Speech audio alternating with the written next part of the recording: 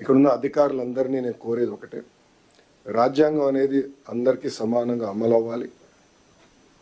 గత 5 సంవత్సరాలు ప్రజలు చాలా ఇబ్బంది పడ్డారు, నష్టపోయారు. మేమందరం కూడా దాంట్లో భాగస్వామ్యమే.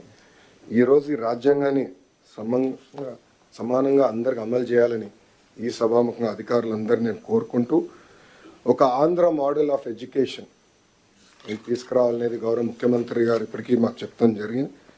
దాంట్లో మేమందరం అహర్నిశలు కష్టపడుతున్న డిపార్ట్మెంట్ కూడా చాలా ఇది సీరియస్గా తీసుకుంటాం జరుగుతుంది. దాంట్లో భాగంగా పిల్లలకి బాల రాజ్యాంగం అనేది అమలు చేయాలని నిర్ణయం తీసుకున్నానని సభాముఖం మీ అందరు తెలుపుకుంటూ, రాజ్యాంగంలో sir we the people of India అంటారు.